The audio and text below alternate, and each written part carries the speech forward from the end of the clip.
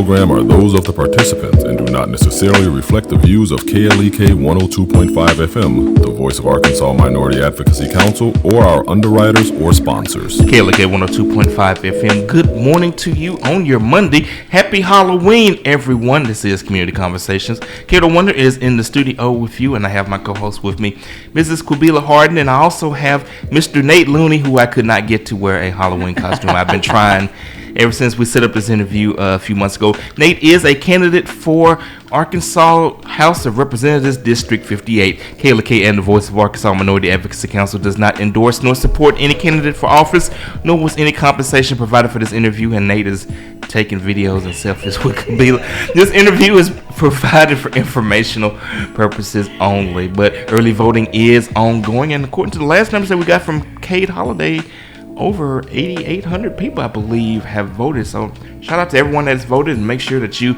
get your vote on no matter who you vote for. How you doing today, Mr. Looney? I'm great. Thank you so much for allowing me to be here with you guys this morning, especially on Halloween. Okay. And I'm a little upset you guys aren't wearing costumes today. I'm gonna do Halloween. I had a bad experience in college, so. Hey, I am. I'm dressed as a radio broadcaster. And I dressed up more than I normally do. So. All right, let's go ahead and get into the interview. So, as always, Mr. Looney, we start off with asking for you to tell the listeners about yourself and your background. Sure. Well, again, I appreciate y'all having me on this morning. So I am from Jonesboro originally. I grew up and was raised in this community, and I had the opportunity to graduate from Jonesboro High School. And after graduating, I moved to Northwest Arkansas for a period where I went to school up there. I studied political science and economics, and then went to Little Rock after that, and I attended the Clinton School of Public Service and the Bowen School of Law. And then after graduating there, I moved back to Northwest Arkansas, and I taught in the political science department at the University of Arkansas. So you got ties to the Red Wolves and the Razorbacks. I won't ask you which one you favor more, because you don't want to risk costing you any votes. Oh goodness. No, whenever I was growing up, it was the Indians here, and we never missed a game. My grandfather, that was one of his favorite things to do whenever he was still living, and I tell you, we would go up to the basketball games, and it's just a great experience. You really can't ask for a better community to grow up in than Jonesboro. All right, so Mr. Looney, now tell the listeners what made you decide to run for state representative. Yeah, well, there's a lot of different things that contributed to my decision. I've always been interested in politics. I still think it's a profession that, if done correctly, it can be something that can really impact a lot of people and can help a lot of people. And, growing up in Arkansas, you get firsthand get in front of a lot of people that have made a big impact on a lot of lives. Growing up here, you would not only know the names of the folks like David Pryor, Dale Bumpers, or Bill Clinton, but most people that you would know, if you haven't met them yourself, you would know somebody that knew them well. Yes. And so seeing that as a kid, and I remember watching President Clinton's first run for the White House, it's just kind of an inspiring thing.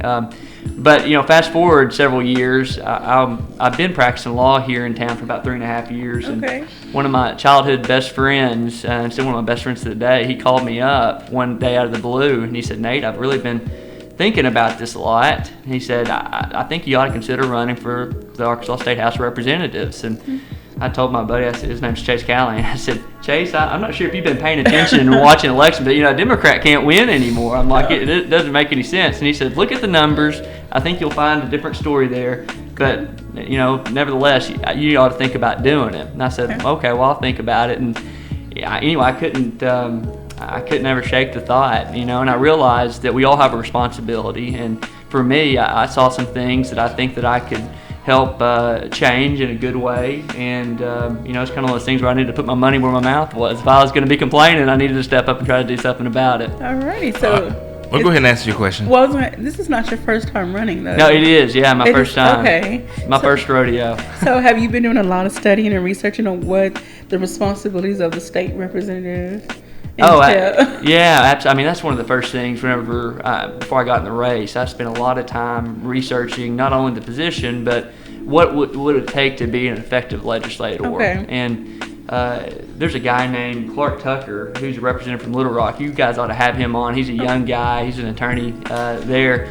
And early on in the process, I sat down with him and I said, Clark, Representative, I said, can you still make a difference, especially if Democrats are the minority? Can somebody get elected and still be effective? Okay. And he told me something that is really, I think it was spot on. He said, you know what? If you're not willing to have your name on everything, if you're willing to work behind the scenes, then you can do so much good. Okay. And so, whenever I heard that we could still really make a difference, that's whenever I was all in. But, as far as being a good legislator, I think you have to have a certain amount of policy expertise. Okay. You have to like policy. You have to Yes. like researching. You have to like numbers. And you have to be a good listener. I mean, we've been traveling around Northeast Arkansas and talking to Jonesboro voters, going door to door since July. And some of the conversations you have there, I mean, it'll absolutely just bring you to your knees Wow. to see where some people are at right now in their life. And so, anyways, you got to be a good listener, but also too, you've got to have a certain working knowledge of policy and how, if you tinker with one thing over here, how it's going to affect things over there. Yes. That makes sense. Alrighty, so what are some of the concerns that the residents have expressed to you, as you were going door to door? Yeah, so, right now we're in an interesting time politically. And so I always ask people when I'm going door to door, I say, what's your number one concern? Are there any issues that are important to you that you want to talk about? And it almost never fails that people talk about the culture that's emerged politically. And so it's not even a direct thing a lot of times. I mean, people have direct needs they complain about, but they say more so that they're so frustrated with the way both sides treat each other. They say you got politicians that go and get elected, say they're going to do one thing and do something different, and then you also have the two parties now that refuse to work together. And so you've got these serious issues out there. 16 million kids living in poverty in the United States, 200,000 living in poverty right here in Arkansas. And you got parties that are talking past each other and not willing to work with each other because they simply identify with a different political ideology. And so for me, one of the biggest takeaways is that we have to change the way that we work with each other. We have to change the way we treat each other. We have to do everything that we can. Nate, if you can pull that mic a little closer to you. Is that better now? Can you hear me okay? Yeah.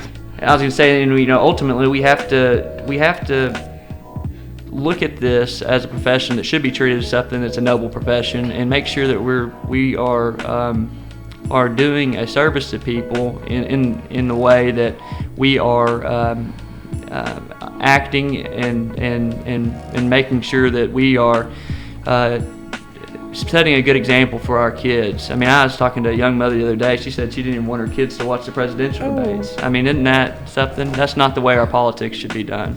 No, I mean, that's something that should be celebrated, and that's the time for families to engage and say, okay, let's listen to both sides, let's talk about this, let's have an open discussion, because those children at some point are going to be registered voters. You're right. And so they need to kind of understand now, say if they're, over the age of 10, 12, they need to start understanding how politics, government, things like that work. And then I would just want to jump on a statement you made that I'm sorry, Lackenzie. Well, no, I'm scrolling through his Facebook page, to coming up with questions to ask. So you can go ahead and ask your question. Okay. Well, it's kind of a statement. Sure. You mentioned about how we should learn how to treat each other and work together. There's so much discord and disharmony within the national government right now, and if we don't be careful, it can trickle down into the state and local, city, county government. When you take an office as a public, you sign yourself up to be a public servant, no matter what your position is. So you have to consider what's best for the people, not what's going to give me the most prestige. Sure. Right. Like you said, the person you talked to, Mr. Clark, said if you're willing to not have your name on everything, you're willing to work behind the scenes. We need those people that are willing to do the logistic work, and not always be out front and have the spotlight on them. Eventually you'll get your spotlight, but yeah, you need to kind of hit the ground running and get your hands dirty and see what's going on. What needs do the people have, and how can you best meet those needs, but in a sensible manner? Absolutely, that's right. So, okay. All right, now, Mr. Looney, you have built your campaign on being positive, and of course, you obviously are showing a positive attitude doing this interview. And earlier, you mentioned that you said that someone mentioned you well, how can you as a Democrat get elected in a state that has turned Republican, where the majority of the elected offices are now held by Republicans? So do you think that your strategy of running a positive campaign is working for you? Well, I guess we'll figure that out on November the 9th. But also what's going to be equally as important on November the 9th is if I'm going to be able to look at myself in the mirror the next day. And whenever I was younger, I've had a chance to be around a lot of folks that had served in public office. And somebody that's been a political mentor to me over the years told me this statement, and it's something that's always resonated with me. He said, Nate, fear is the easiest thing to sell. He said there's a limitless supply of it out there and people are always willing to buy it. And what he meant was it's much easier in 12 seconds, and that's about as much time you have to convince some people to demean or vilify your opponent or attack them, rather than stand up and articulate the things that you're for and try to sell people on ideas. And me personally, I just think we're at a place where there's too much fear in politics and not enough hope. And so we have to do things differently if we're going to expect our country to change and be better. And so regardless of what happens in this election, I feel like we've got a great team. We've run a positive campaign. We've talked about issues. And we've done everything we can to highlight issues that we think are going to be important, not only to the future of Arkansas, but to the growth of Northeast Arkansas and Jonesboro. Okay. So hopefully it'll work out in our favor. Okay. And one of the things that you mentioned that you are for, and one of the big issues that you have campaigned upon, is campaign finance reform. So just go ahead and let the listeners know your views, and what do you plan to do about campaign finance reform if you are elected to the state house? Yeah, that's a great question, and that's something we've been spending a lot of time talking to voters about on the campaign trail.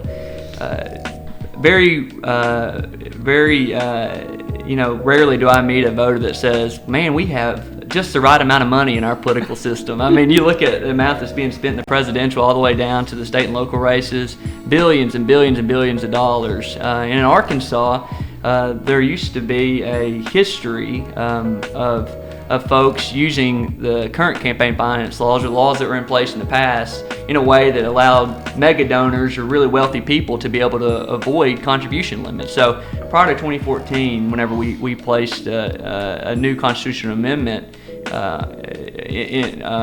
we put that in place, what would happen was, say, Leganzi, if you had $100,000 you wanted to spend this election to try to put into the system, what you could do, while law might prohibit you from only being able to give up to $2,000, you could set up multiple LLCs or corporate entities and then fund those corporate entities. And the entities kind of like the super PACs.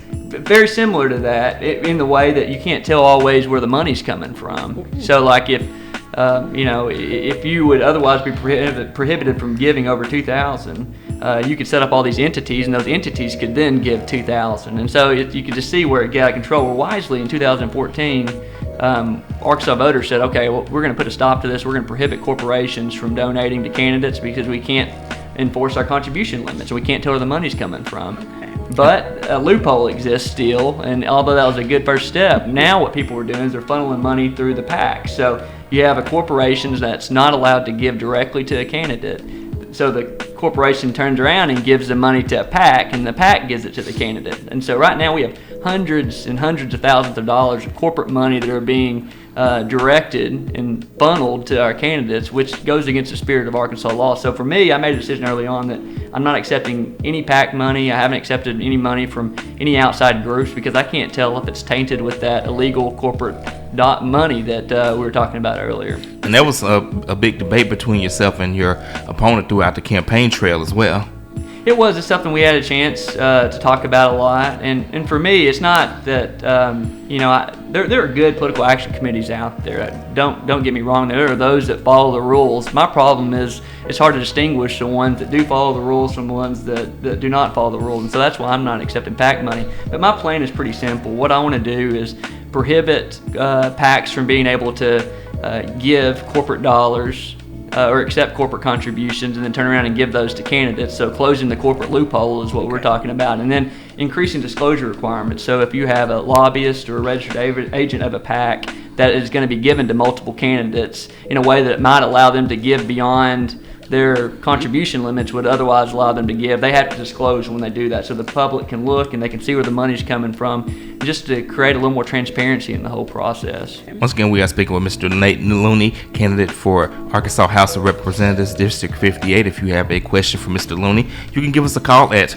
870-277-1080. Once again, the phone number is 870-277-1080. I had to slow down because they say I get the number too fast. We are also live streaming on Facebook. You can post your questions and comments on Facebook as well. Now, Mr. Looney, another issue that you feel very passionate about is about child care, early child care, Head Start, and during the course of the campaign, you have come out in favor of it. Your opponent not so much thought it. I don't want to get into this exact course. I don't have the data in front of me, but I'll just kind of let you explain that issue and your stance on that. Sure. I mentioned earlier some of the statistics relating to poverty. 200,000 kids living in Arkansas. We've got about 61% of our kids on free and reduced lunch. That number's a lot higher here in Northeast Arkansas. And so, we have to look at why poverty exists in Arkansas and what strategic policy choices we can make as a state that might give people a better opportunity at a life moving forward. And for me, that starts with education. There's not really a silver bullet, I think, that exists that is going to end poverty, but there are things that we can do right now that can help give people an opportunity to be able to live a more meaningful life and be able to reach the American dream that so often escapes people today. And so pre-K expansion, that's one of the things we've been talking a lot about. Right now we only have about half our kids that have access to pre-K, and so what we need to do is we need to make smart investments in increasing funding towards pre-K so that more kids can have the opportunity to be able to go if they want to do that. It's proven that for every dollar you spend, studies show that you get anywhere between a $7 to $10 return on that investment. Okay. And so I really believe that we can build preschools today or prisons in the future. The choice is up to us, and I would much rather give the kids the opportunity to a better life than have to deal with the kids on the back end after they've made poor choices that we've kind of set them up to be, making in the first place. Okay, I don't know how much influence the state representative has in this issue, still going with the education aspect. Sure. As they get older, say junior high, high school, I know that the curriculum is set up right now pretty much to teach the students to take standardized tests. So I don't know how much influence you have on helping to shape and change that policy. But again, if we could educate the children on practical ways to earn, save money, budgeting, things of that nature, things that are real life skills that once they graduate from high school, they're into the real world now. And, some of them are graduating in families where the family structure is not set up to where it can teach the child how to be a productive adult. So I don't know, maybe you can help me understand how to. Well, as far as the job of your elected officials on the state level, that's something that's squarely in the territory of what we would be dealing with. And I was visiting with a teacher going door to door on Saturday, and she was emphasizing the importance of having local control over some of the things that are happening in kids' education. My thoughts on this is there's got to be a happy medium. You've got to have accountability. You've got to be able to have an assessment piece to make sure that our kids are able to achieve at similar rates compared to other states and throughout the different districts in the states. But at the same time, too, we can't tie our teachers' hands behind their back and make them be forced into a position where they're having to teach a test, and that's the only thing that the kids are learning. But what you said about financial literacy, that is so important. Right now, we have some of the highest level student loan debt that we've ever seen, $1.2 trillion. Testify! I mean, it's outrageous. It really is. Yeah. I'll tell you a quick story. Whenever I was in college, I lived with a guy in law school. He was in law school, and smart guy. But he was encouraged by people at the law school he's going to take out the is there so that he, didn't have to work and he could live comfortably. Been there. At the same time, paying like 11 or 12% interest, not having any idea. But you have kids who are walking out with $30,000, $40,000, $50,000 worth of debt, and try six figures. Yeah, no, and that's not uncommon, and so.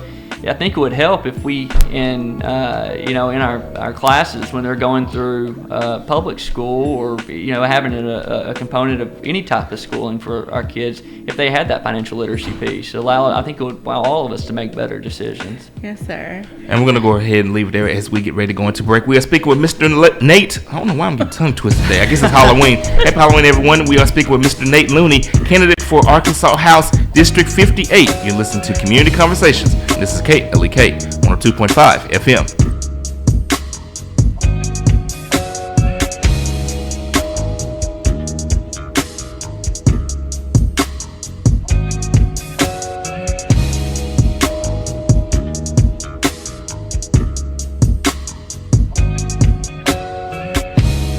You're listening to Community Conversations on KLEK 102.5 FM. We'll be right back.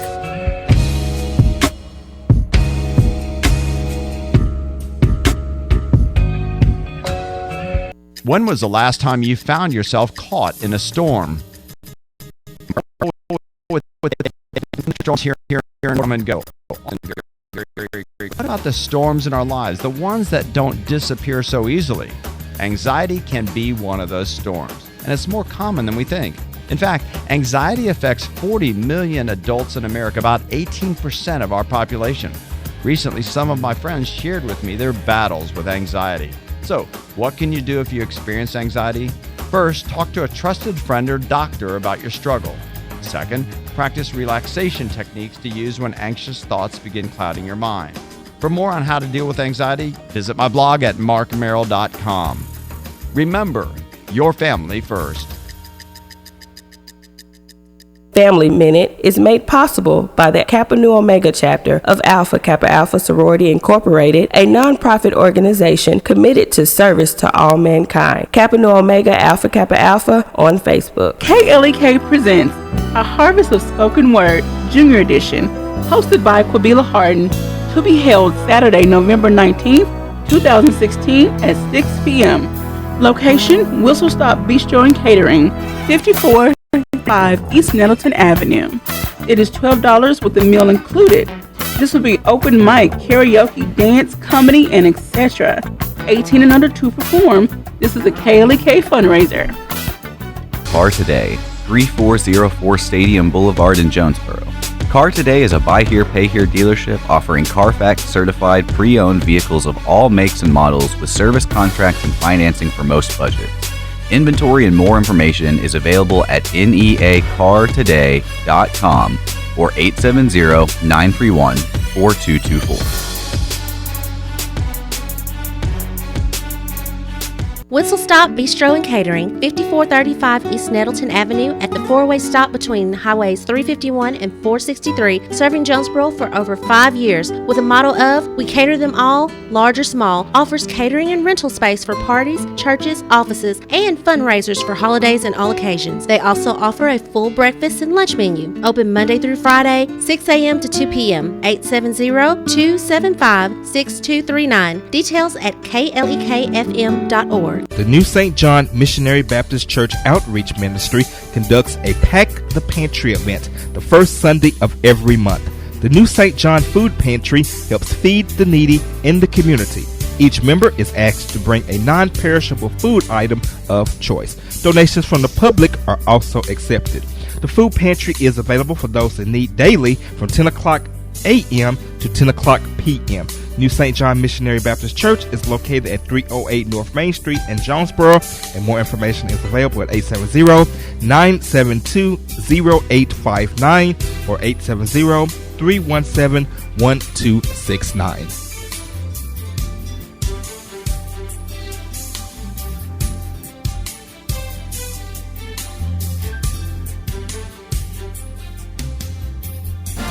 Lame excuses and other forms of voter apathy have no place in American democracy. Show that you care, do your duty, and go vote. This is a reminder from Cheryl Underwood Radio. And now back to Community Conversations on KLEK 102.5 FM. And we're back on Community Conversations on KLEK with our guest, Mr. Nate Looney, candidate for Arkansas House of Representatives, District 58. Mr. Looney, what are some other issues that you feel passionately about? We've talked about child care, we've talked about campaign finance reform, but what are some other things that you feel are very necessary to move the state of Arkansas forward? Yeah, so in addition to campaign finance reform, we spend a lot of time talking about economic development and what we can do to increase economic development opportunities for this region. And really, if I think of three things. If we're going to do economic development well, we need to make smart investments in education, infrastructure, and healthcare. And a big issue, and last time I was on, I know we visited about this, is Medicaid expansion. I've been a longtime supporter of the private option and Medicaid expansion, and it's now called Arkansas Works. But this is a big deal for our state.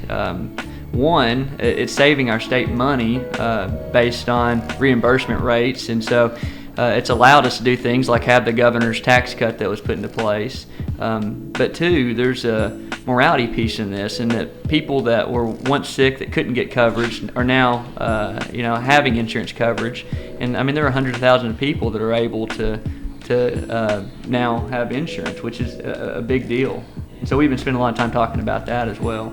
And this is under Arkansas Works? It is, and so, when it was first put in place, it was put in place by both Democrats and Republicans, and Governor Beebe was the leader in getting this instituted initially, as well as former House Speaker Davy Carter, who's now a Jonesboro resident. Okay. He was the former first Republican Speaker of the House. And but anyway, they came together, Democrats and Republicans, put together a model that became something that's being looked at from other states across the United States and being implemented there. But it has to be funded in each budget, and it's in, every year it seems like we're in jeopardy of losing it.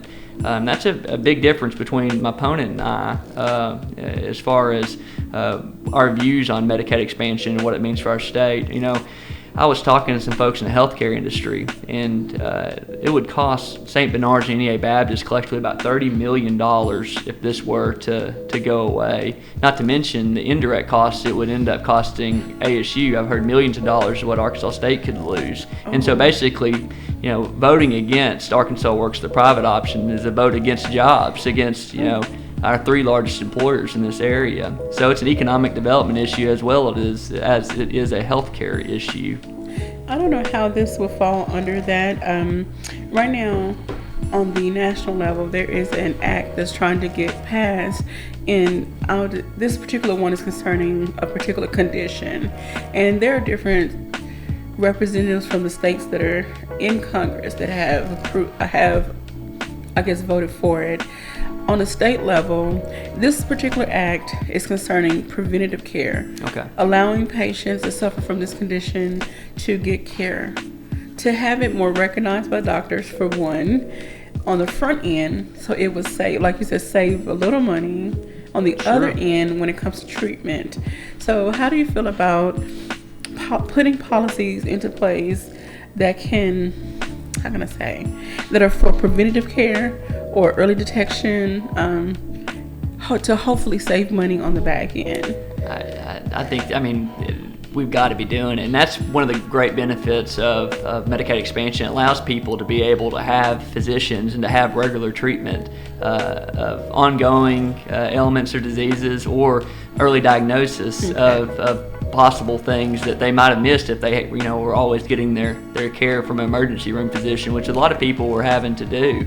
And the hospitals, they're going to provide care for a sick person that shows up, but a lot of times it was care that they weren't going to be getting paid for. Now, like you're saying, we're in a spot where people can sign up and get their health insurance. They can have regular checkups with a primary care physician, and hopefully take care of some issues early on when they arise in real time, rather than having to deal with them whenever they're too sick for there to be as many options left on the table in a lot of instances. And this particular condition is called lymphedema. Okay. And sadly, there are no specialists in Arkansas.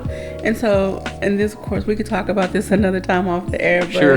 how to go about finding or enticing doctors, specialists for certain conditions to come into our state. Does that fall anywhere into your... Well, not directly as far as I can think of in a policy making standpoint, but doing things that encourage growth in our healthcare industry. Okay. NEA Baptist St. Bernard's, they are being recognized because of some of the great physicians they're bringing to Northeast Arkansas, and which is important because the Delta is one of the largest medically underserved areas. Mm-hmm. Right now, we've got a great opportunity with a new DO school that's located on Arkansas State's campus. Both hospitals are talking about creating more opportunities for internships and residencies. So hopefully we can get these folks after they're living here to want to stay here. Yes. But I think that's all tied together. And as far as our physician recruitment, resources are a big thing. And if we can keep the hospitals in a place where they're in the black rather than the red, then that allows them to be more competitive in trying to recruit physicians that are going to be able to raise the level of care for our folks living in this area. Okay. Maybe we can have a conversation later. You can give me some networks or something. We're going to switch to the topic of social issues. I've been scrolling down your Facebook page, and I saw a Jonesboro Sun article where you and your opponent had a discussion on social issues, and it came out in an article that he is against abortion, he is for the Second Amendment, and a couple other things, and he said that you haven't actually came out with your positions on that. So just want to kind of get your thoughts on that. Yeah, and I appreciate you providing the opportunity for us to be able to talk about this. And, we've been in this race for a long time now, and we've been holding series of coffees throughout the district where we allow voters to ask any question that's on their mind. And so anytime I've ever been asked these questions, I've been fully transparent and honest. What he's referring to, just so we're clear on this, is a lot of special interest groups. They have surveys they want candidates to fill out, and they're gotcha questions. Basically, they're trying to, like signing an anti-tax pledge. For me, I knew I wasn't going to be taking any PAC money, so I wasn't interested in trying to get their money. Okay. That was one reason I didn't fill out the surveys. But the thing beyond that is that I think to be a good legislator, I think you have to take any issue that comes across your desk and look at it based on its merits. And so to be able to sign something and say in every instance you're going to be for this or against this before you even know the context is presented, to me it just seems like that's irresponsible. Mm-hmm. And you're just asking to make yourself flip-flop on stuff. So I made the decision early on that we weren't going to take any interest group survey and fill it out, and that's Democratic-leaning groups or Republican-leaning groups, just because that's not real life. That's not the job of a legislator. That's not how bills get passed. So, to talk about specific questions, abortion, is that the one you want to... Abortion, gun control, and let me see if bless I can... you. Oh, yeah, bless you. Let me see. Trying to pull the article up. It's kind of hard to zoom in, but it said, you have to forgive me because I'm trying to read this tiny right now. Same-sex marriage. I knew it was one that I was missing. Same-sex marriage, abortion, and gun control. Okay. Were the three issues. Well, let's talk about abortion first. I don't think there's anybody in this world that is for abortion. I get that just a lot. Just willy-nilly. Yeah, and I get a lot of. There's been several negative mailers that have come out against me on this issue. Here's where I'm at. I think this is an incredibly personal decision. Mm-hmm. Me personally, my decision, and where I'm at, if I was faced with that, my wife and I, I'm not married right now, but if we were faced with that decision, I would think that we'd make another decision, so I'm personally against it. But at the same time, too, I'm also an attorney, and I was at Fayetteville. I taught a non-law grad school class on constitutional law, and I know that the Supreme Court has spoken on this issue. And so what people have done as it relates to abortion, they've turned it into a political issue. Mm-hmm. One that is, again, seeking to demonize an opponent or vilify a person that makes this choice to get political points. And so what we've seen, rather than true attempts that might have some ability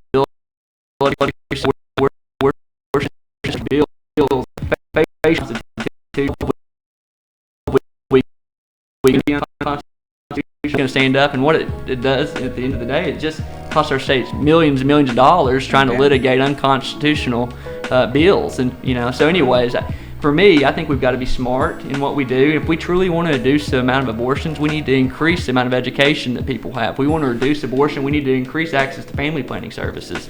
I read an article, I guess you say article, story on Facebook. It wasn't like someone's personal. Well, I have two things. This particular question or comment, what story was about if, I don't want to say condoms. I'm just going to say condoms. No. What contraceptive? Contraceptive, well, that particular contraceptive is free if you go to the local, your local clinic. But when it comes to birth control, it's quite expensive. So the question was posed, if one is free, why can't the other? Then you can possibly reduce unwanted pregnancies. And I've had a thought about this unplanned pregnancy. Mm-hmm. There are people, yes, that are in situations they may be raped. Sure. Something that's unplanned. But I feel like if you're not taking the measures to protect yourself, it's not necessarily unplanned. You're just not being responsible. That's right. And I'm sure I'm going to get some slack for that comment. Bring it on, whatever. and those are her thoughts and not the thoughts of Kaylee King, the voice of Arkansas Minority Advocacy Council. Well, and I say that because I worked for an agency that dealt with teen pregnancy. And I've done some work also with an abstinence program. Unfortunately, we don't live in a cloud and a bubble. And abstinence-only programs, just don't work. So we have to take other measures. Even though I have strong faith in my particular religion, I still feel that abstinence only is just not the only thing. I'm sorry. I think what you're trying to say is I think you have to take a comprehensive approach where yes, you can have abstinence, and that's probably ideal, but if you're not going to be abstinent, then there are other things that you can and should do to avoid getting in the situation, because I think the end goal is to actually avoid having to make that choice in the first place. That's right. Yes, and then on another story I read, there was a married couple. They were, a little further along in the pregnancy. They found out the baby had a very serious health issue, and if she had gone full term, the baby could have been stillborn or died within a few days, months, whatever, or have had to endure horrible life-threatening surgeries for this issue. So they made the choice between themselves, we are going to end this pregnancy because we don't want our child to suffer in the long run. And so a lot of people gave them a lot of heat about it, but again, this goes back to the abortion issue. It should be a personal issue.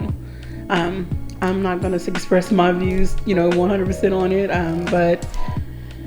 Well, I think we all can agree that it's just not a black and white issue. I mean, if you're talking about what if in cases of rape or incest, what about in cases of a mother's life being in jeopardy? But, people try to make it a black and white issue, a wrong and right issue, because it's politics, right? I mean, let's think about it. If people were so concerned about actually making a change on this issue, wouldn't they put bills that would actually have a chance of being looked at as being constitutional?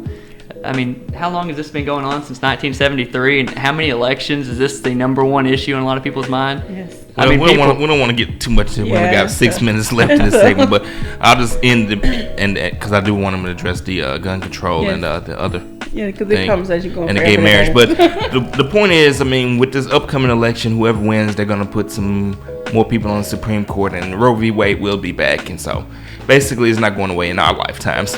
Okay. Alrighty, so let's get into what, gun control? Yeah, the gun control and the gay marriage, social issues that your opponent brought up. So gun control, it kind of is more specific on what you're wanting to do with it. I got asked this question by the Democrat Gazette the other day, and I thought the easiest way to kind of explain where I'm at would be to talk about a few specific things that are being mentioned right now in politics and whether or not I would be supportive of it. One of the things I think most people would be in support of is reasonable checks on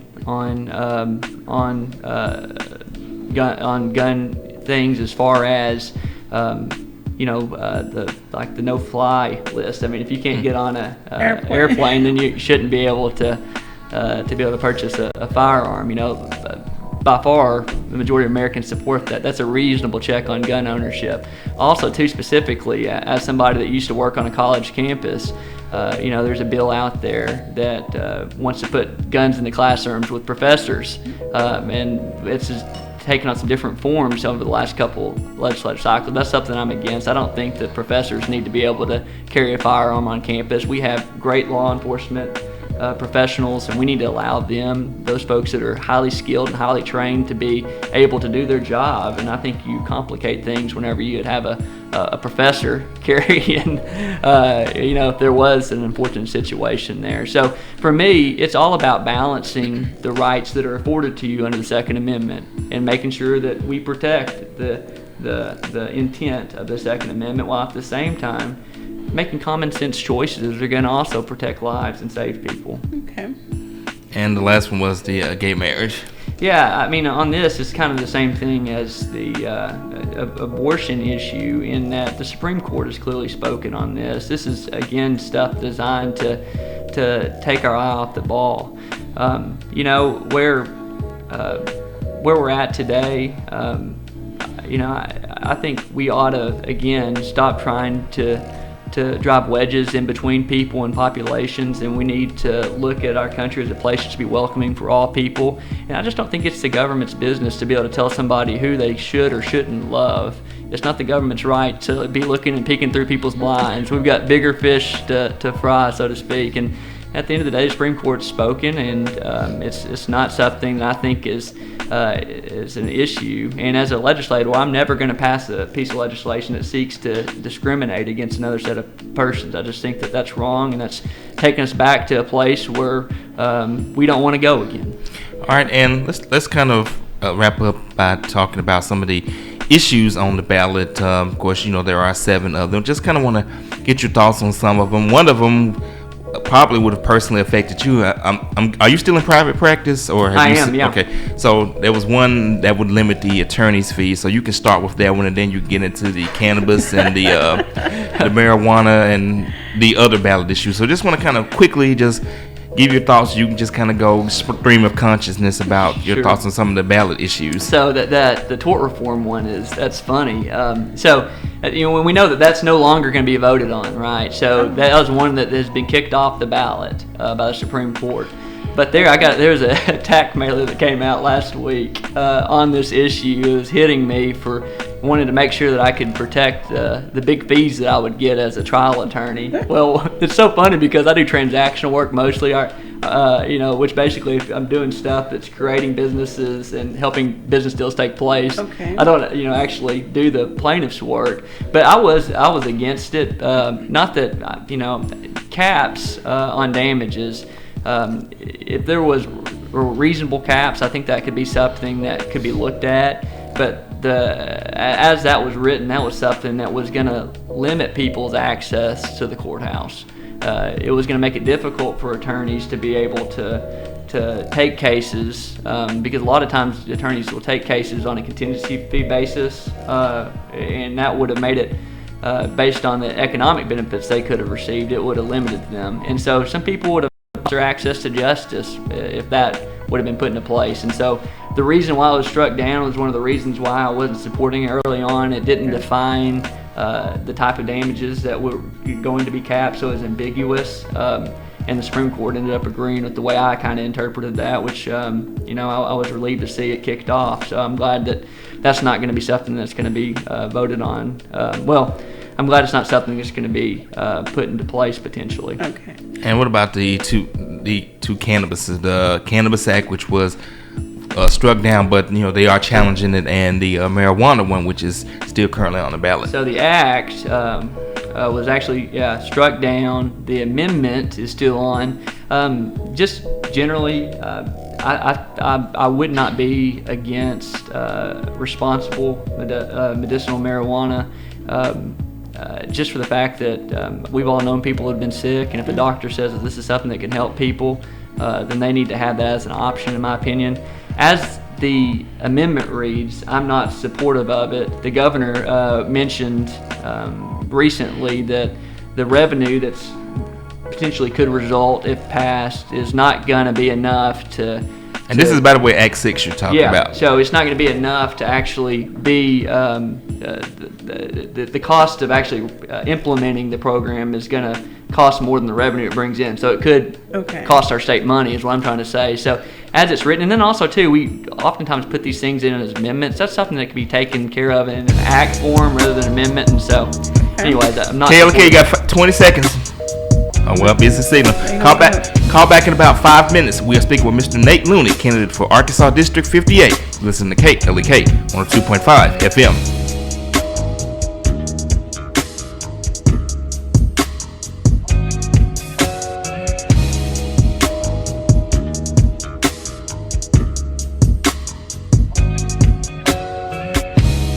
You're listening to Community Conversations on KLEK 102.5 FM.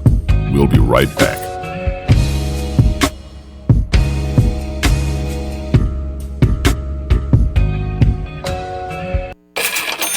We're back with Money Matters. I'm Alfred Edmond Jr. People apply for a credit card for many different reasons. Some are new to the world of credit and just getting started, while others are hoping to expand their access to credit. Regardless of the reason, no one applies for a credit card hoping their application will be rejected. To improve your likelihood of approval, it helps to understand the credit decision process. According to the National Foundation for Credit Counseling, each lender has different criteria for extending credit.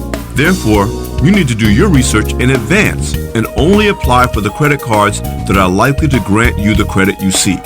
That's why it's so important to shop around, including checking sites such as bankrate.com and credithub.com to find the best cards with the right features and lowest fees for your lifestyle needs and financial situation. I'm Alfred Edmond Jr. for Money Matters, a product of American Urban Radio Networks. Money Matters is made possible by the Jonesboro Alumni Chapter of Delta Sigma Theta Sorority Incorporated, a nonprofit organization dedicated to uncompromising commitment to communities, service, leadership, empowerment. www.jonesboroalumnidst.org. Experience the joy with Bishop Adrian R. Rogers of Fullness of Joy Church, 3307 Ray Street, Jonesboro, Arkansas, 72401.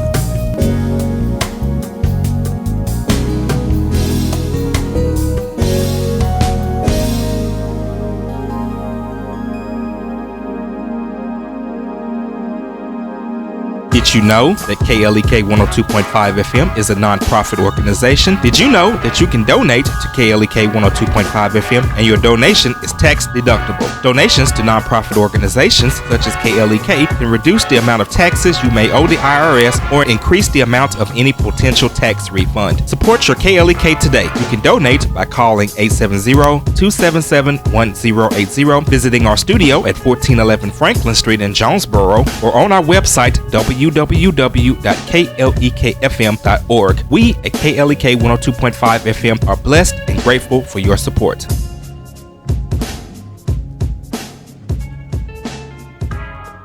On the KLEK community calendar, St. Paul Missionary Baptist Church will have their first annual coat drive on Saturday, November 5th from noon to 4 p.m. The event will be held at the Parker Park Community Center at 411 West Monroe Avenue in Jonesboro. Donation and event details are available through Pastor Perry Jackson at 870-897-7140 or Jewel McCalland at jewelmccalland@suddenlink.net. And now back to Community Conversations on KLEK 102.5 FM. And we're back on Community Conversations on KLEK 102.5 FM. We're speaking with Mr. Nate Looney, candidate for Arkansas House of Representatives District 58, and he is a Democrat. I don't think I may have mentioned that on the earlier thing. So we were talking about the ballot initiatives and getting his thoughts on them. I believe there's one talking about the powers of the governor and what else am I missing? I don't have them in front of me.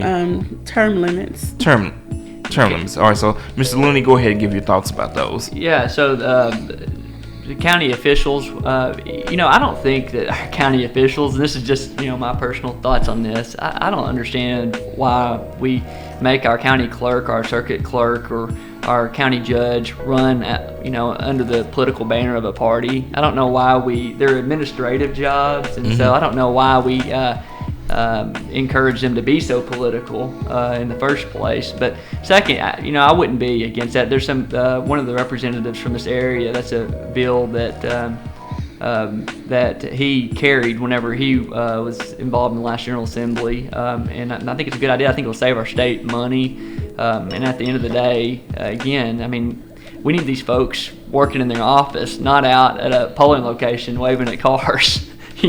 And we've heard the consensus from several people that we've interviewed. They spend almost as much time campaigning as they actually do doing their what job. about you? Are you guys tired of campaigns yet? I think everybody, it's safe to say a few less signs might be a good thing for us, or a few less negative mailers going out might be a good thing for our system at this point. Yeah, we might save some dollars and spend that money somewhere else. That's right. And what else we're talking about? Oh, and then the governor. Yeah, I mean, that's an archaic rule. So the lieutenant governor can, when the governor's out of the state, he's acting governor. So you see some weird stuff that's happened, appointments that have been made in the past.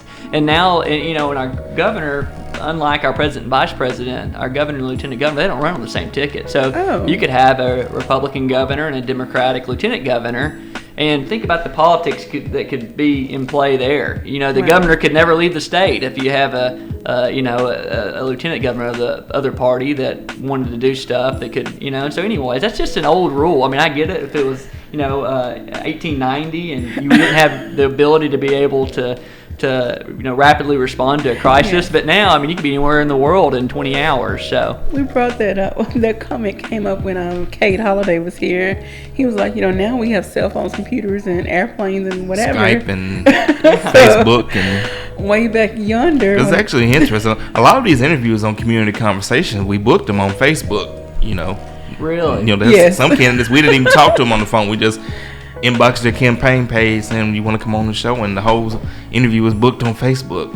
Well, I gotta say again, what you guys have done with Community Conversation is great. I enjoy listening to it, and it's like Angie, I've told you this before, but KLK, I mean, it provides such a great service to our community, and I'm glad that y'all have invited me on a couple times. Well, we're certainly glad to have you, and if you are elected, we would certainly love to have you on maybe as a regular guest to kind of keep us updated. Absolutely. And the same thing will extend to your opponent as well. If he is reelected, the same invitation, because no matter who represents us, listeners need to know what their representative is doing in Arkansas. So absolutely. That invitation goes out to you and to Mr. Smith for a regular slot on Community Conversations to talk about what's going on. All right, as we're getting ready to wind down, Mr. Looney, just want to give you the opportunity to any issues that you have a position on that we have not talked about that you want to get out there to the listeners.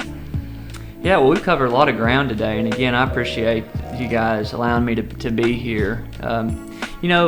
Whenever I got into this race, I got into it because I believe that government could still change lives, and good policy could lead to people having better opportunities, and it could help our state grow in the next 15, 20, 25 years.